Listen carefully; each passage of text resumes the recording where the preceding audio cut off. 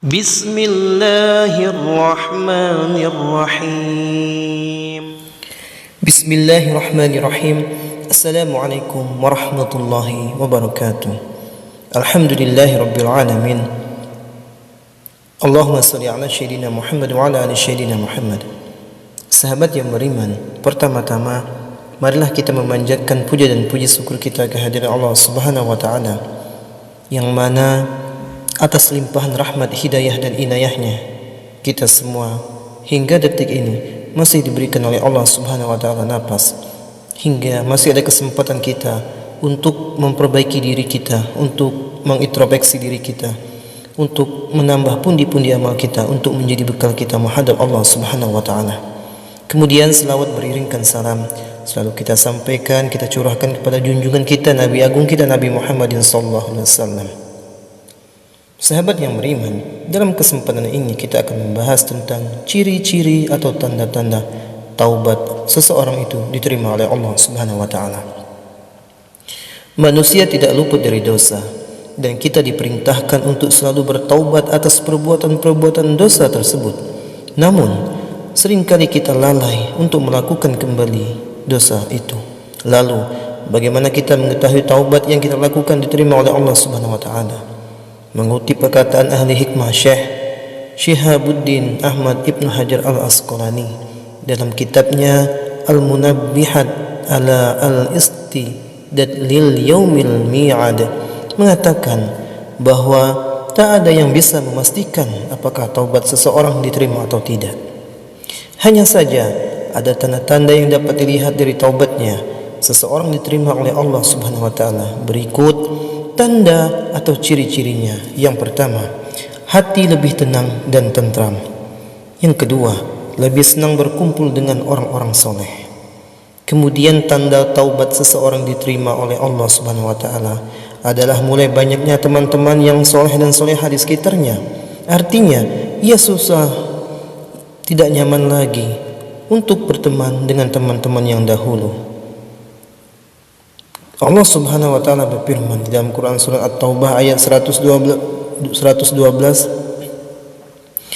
mereka itu adalah orang-orang yang bertaubat, yang beribadah, yang memuji, yang melawat, yang ruku, yang sujud, yang menyuruh berbuat makruh dan mencegah berbuat munkar, dan yang memelihara hukum-hukum Allah, dan gembirakanlah orang-orang mukmin itu.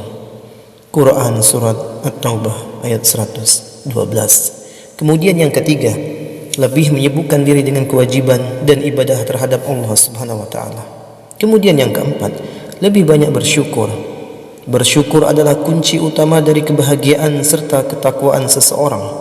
Oleh karena itu, semakin Allah menerima taubat yang dilakukan manusia, maka akan semakin besar kesadaran diri akan kebesaran Allah, dan akan semakin besar pula rasa syukur atas nikmat-nikmat yang senantiasa Allah berikan kepadanya. Allah Subhanahu wa taala berfirman di dalam Quran surah Al-Baqarah 243, apakah kamu tidak memperhatikan orang-orang yang keluar dari kampung halaman mereka, sedang mereka beribu-ribu jumlahnya karena takut mati, maka Allah berfirman kepada mereka, matilah kamu. Kemudian Allah menghidupkan mereka. Sesungguhnya Allah mempunyai karunia terhadap manusia, tetapi kebanyakan manusia tidak bersyukur. Kemudian yang kelima, akhlaknya semakin baik. Seseorang yang bertaubat pastinya berupaya untuk memperbaiki akhlaknya, dan Allah akan senantiasa meringankan hati hambanya yang bertakwa, sehingga akhlaknya terus-menerus menjadi lebih baik di setiap waktunya.